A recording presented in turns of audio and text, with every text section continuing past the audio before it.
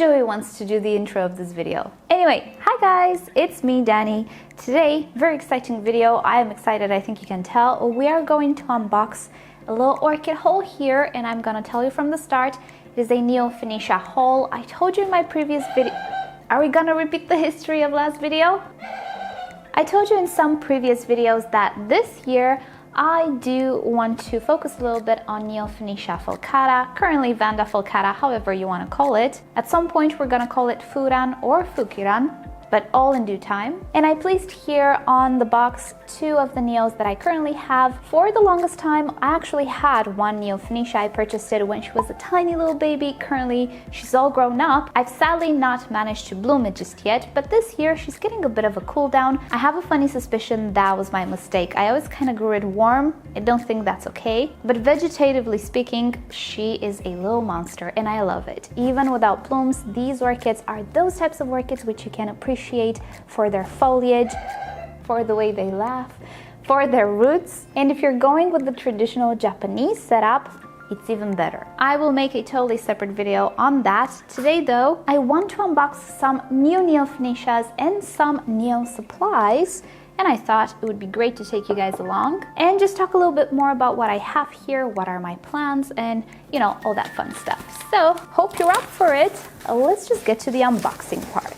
By the way, these are coming from Orchids Deluxe, which have quite a nice variety of Neofinetias together with Phalaenopsis novelty type hybrids and species. And I've discovered that transport between the Netherlands and Cyprus with PostNL is like 4 to 5 days, which is just awesome. I wish they had more orchid variety, to be honest, but hey, I already have some priorities this year that they just happen to have. So we're actually starting with not a Neo, but a hybrid. Now, since I already have some Neofinetia hybrids which bloomed for me and I absolutely love them, I actually decided to put these pots to some better use. Do you remember them? These are the clay pots from Repot Me that they sent me to review in a video, and I liked them. I did keep my Neos here in a separate little pot which was smaller, but they can actually be put to better use with a bigger orchid, which I just think can be better displayed. I'm gonna show you in a separate video, don't worry, but that's why I have some hybrids here as well. Alrighty then, okay. I can already see that this one has some issues. Hopefully though, is just one of the fans. I always have issues with this orchid, you guys. I don't know, maybe it does actually have a sensitivity. I tried ordering this one in the past as well, not from this nursery, and it didn't make it. It had this stuff. So this is the Neo Stylus Lucenary white with blue lip. It's a beautiful cross. But as you can see, we have some issues with these leaves. What I will do is completely remove these leaves, and do you actually see anything? I know this is overexposed, but this is the only way in which you can see what I'm talking about. Is this better? So I did have this in the past happening as well, and it was summer when I ordered it, and it took over the entire plant. So I will actually cut away all of these leaves right after I finish this video. The other fans look okay. But yeah, you guys, I think this particular hybrid just has a sensitivity on transport, and there's really no moisture and no water here. It wasn't packed wet, the roots are completely dry, and it might just be a coincidence, but I do think this is just one of those sensitive hybrids. However though, all of the other fans look pretty okay. I will take care of it, but I am pretty surprised that this is the second time this happens to me with this hybrid, and the third time it happens to me with a Neofinetia hybrid. Next, we should actually have proper Neofinetia varieties. Let's continue. Okay, this is not a Neofinetia, but it is a Sideria japonica. And I think we're a little overexposed still. Alrighty. Actually lost my Sideria variety Myanmaru, or Minmaru, sorry. It was the variegated variety. Oh my goodness. It actually developed stem rot, and I think I know why. You might know that every spring and autumn I do spray all of my orchids with my oily solution, and that keeps them super safe from all sorts of pests. And I do take all precautions to avoid stem rot or crown rot, but some orchids I do believe are just sensitive to it. and the Sideria is one of them. It is not the first Sideria that I lose to crown rot or stem rot. So again, I'm seeing a pattern here, and I will be sure with these guys not to actually spray anything, but to rather wipe the leaves or something similar, because if I don't, they will get pissed. It is a reality. At some point they will get pissed, no matter what I do, since this is not a sterile place. I open up the windows. But yeah, I really wanted a replacement, and I will try to pot it in the Neofinetia style, since it is actually a very common setup for the Sideria in Japan, and of course in many other parts of the world. So that's why I got a little replacement. This one looks great. I don't see any patches or anything, but I will be sure to be more careful with the stem rot situation. And as I'm gonna unpack another orchid, let's just clear out the air about what do orchids do in nature, which seems to be the favorite comment whenever I speak about crown rot or stem rot. Our homes are not nature. No matter how much we try to copy nature, it's just not gonna happen. And one thing that happens in nature is natural selection. Orchids do get crown rot in nature as well, hence they actually develop some techniques to avoid water on the leaves, by the way they grow or the way they arrange their leaves and things of the sorts, which sometimes it's uncomfortable in our houses and in cultivation. Not to mention the pathogen climate is way different here in our parts of the world. They might be adapted to withstand pathogens and pests in their natural environment, but not here. Also, these orchids have been obtained in cultivation. Some genes might have been lost in the process. Also, there is no natural selection. We're not getting the fittest of the fit here. Not that we want to, but all of these reasons combined, and we cannot play by the same rule that nature plays. So, in cultivation, it is a very good idea to not leave water in the stems and crowns. Alrighty. Ooh, this is a cute one. So here we have a Neofinetia, which might look scary, but at least part of what you see is normal. This is Neofinetia falcata Nicosia, and it is supposed to have all of this variegation, all of this spotting that you see on the leaves. Yes, this looks a little bit yellow and a little bit shriveled. Probably this leaf will fall. This doesn't look normal, yeah.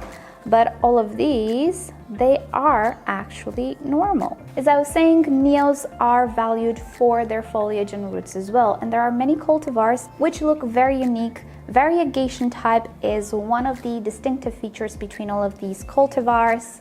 It's a pretty bushy subject, to be fully honest with you. I will get into it as much as I can in a separate video. This one looks okay. Yes, I do see some leaves which will eventually fall, I have no doubt. It is very beautiful. Okay, this one I think is the bean leaf variety. This is Neofinetia falcata Kabutomaru. Another thing that separates these cultivars between them is the actual shape of the leaves. I should have said this from the start. I am pretty much a beginner in the world of Neofinetias and all of these varieties. But I really enjoy doing my research. I actually started to watch Japanese YouTube videos. I turn on the subtitles and then I translate them with the Google Translate app on camera mode. It wasn't always accurate, but I really just wanted to get a little bit more insight into the technique of potting these orchids, which I've tried quite a few times along the years, quite a few times on camera as well. I'll link it down below. I did try that moss mount in the Japanese traditional style, and I'm not super talented at it, but I want to improve. So I did quite a bit of research, and I will definitely take you along and share with you all of the things that I learned. Oh wow. Oh, I'm so happy about this one. This is, from what I gather, quite a popular cultivar. This is Neofinetia Nishida Miyako. It is one of the variegated types. Have flower spikes. These are flower spikes, you guys. Oh my god, okay. Let's calm down for a second here. So Nishida Miyako, as far as I know, is one of the oldest variegated forms. It is very prized. P.S. These orchids were not cheap. This is, I think, the most expensive haul that I ever did. It could have been worse. There are varieties which are like 90 euros or 100 euros. I didn't go that far. But collecting Neofinetias is not cheap, you guys. So I was lucky to have a pretty okay price on this one, but I think it was the most expensive one. I think I paid 50 euros, something of the sort. Some of the other ones were discounted because they were the last in stock and they weren't as big as the description said. So I was contacted and said, hey, it's last in stock, it doesn't look all that bushy, do you still want it discounted at half price, or do you want to switch it up? And you know, I bought them, but I think this was one of the ones which were last in stock, that's why it's so tiny. Anyway, but with this one I think I got a really, really pretty one. And oh my goodness, I believe that these are flower spikes here.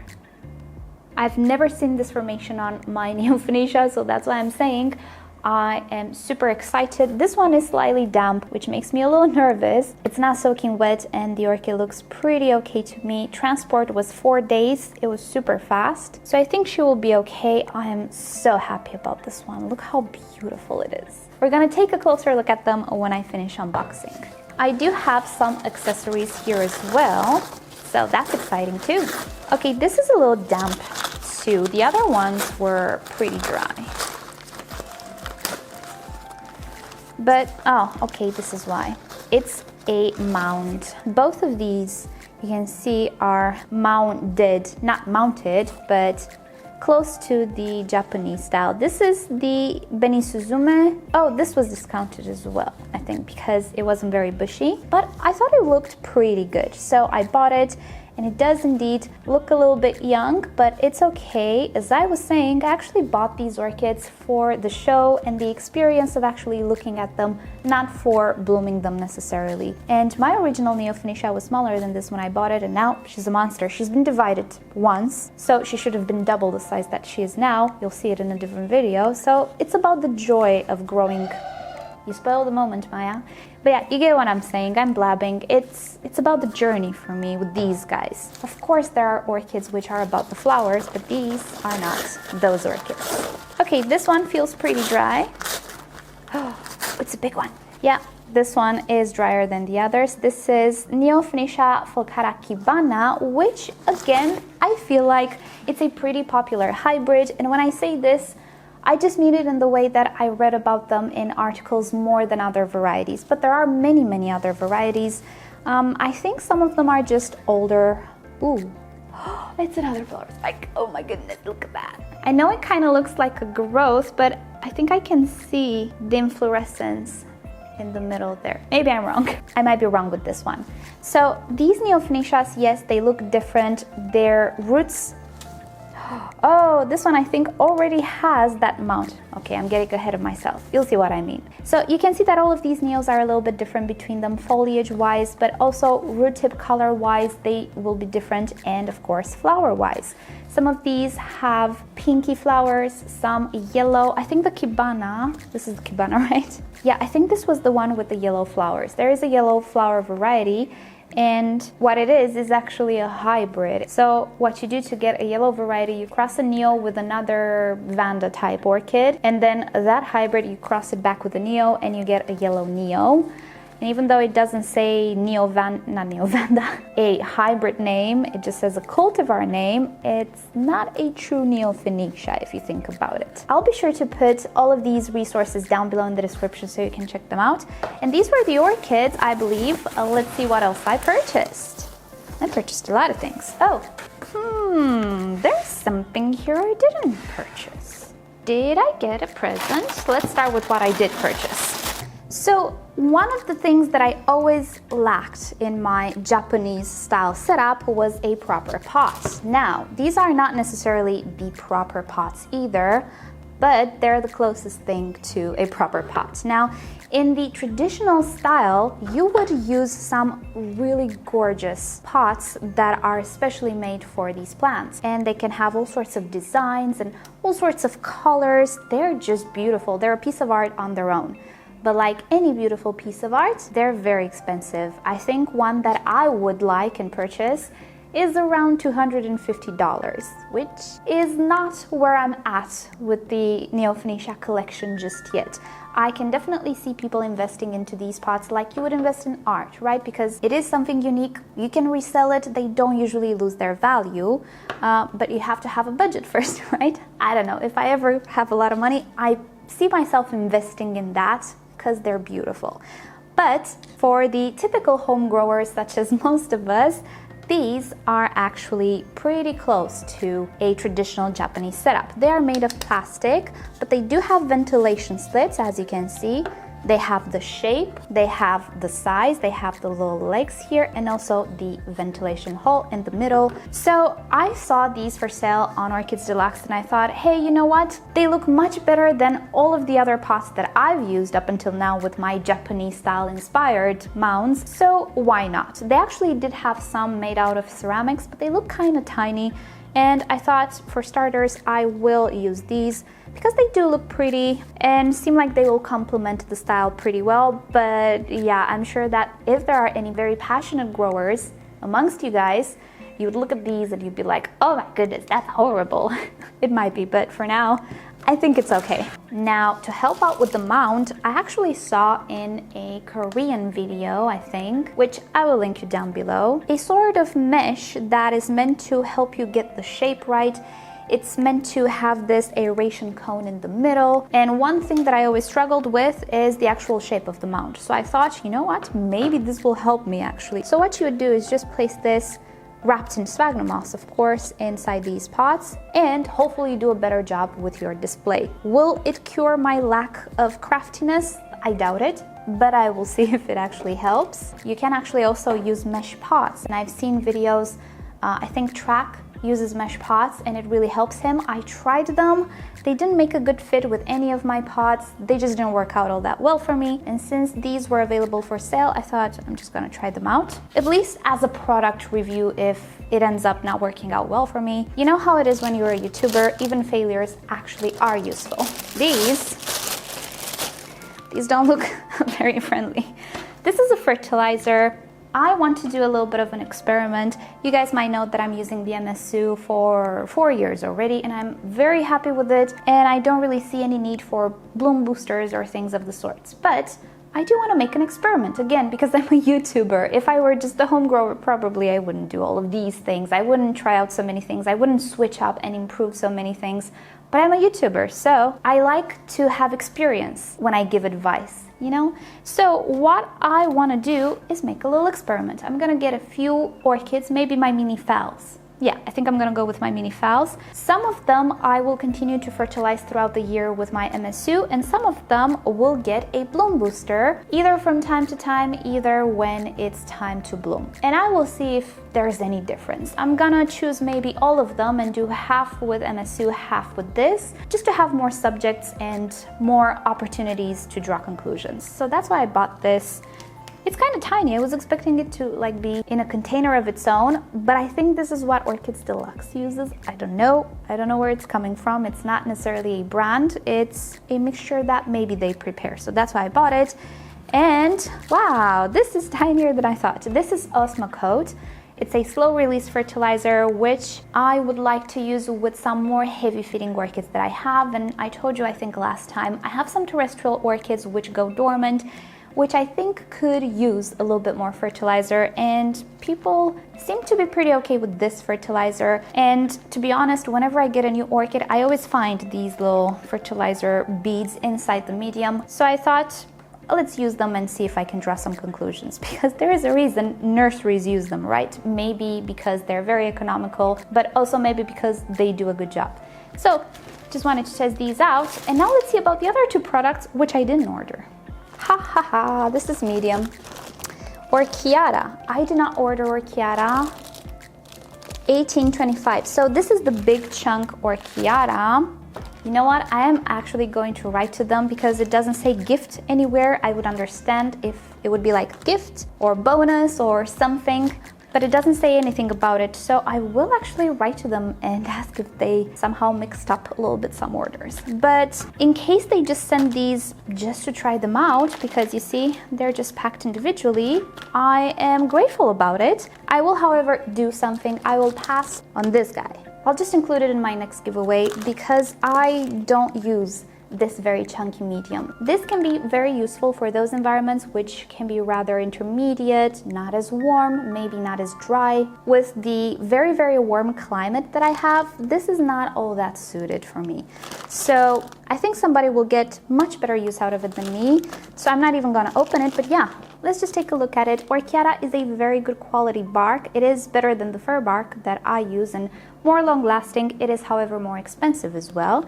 And when you have a lot of orchids, it can be a struggle. But if you only have a few orchids, this might be a very, very good addition. And this is Orchiata 6'9". So this is the smaller grade Orchiata. This looks more up my alley. Look how tiny it is in comparison to the other one. So I will keep this. I can put it to very good use because it's the same size as the fir bark that I use. This one though, not for me, but it's okay, it will find a good home. In case this is not a mistake, I actually appreciate it. I ordered a lot from Orchids Deluxe, and I do appreciate stores that give you little bonuses or incentives or things of the sorts. I will mention it if it's not obvious. This is not sponsored in any way. I didn't even tell them I would make a video or who I am or things of the sorts. And I won't lie, as a customer, I will fall for this marketing technique. This is nice, I appreciate it. So let's wrap everything up and take another look at the orchids.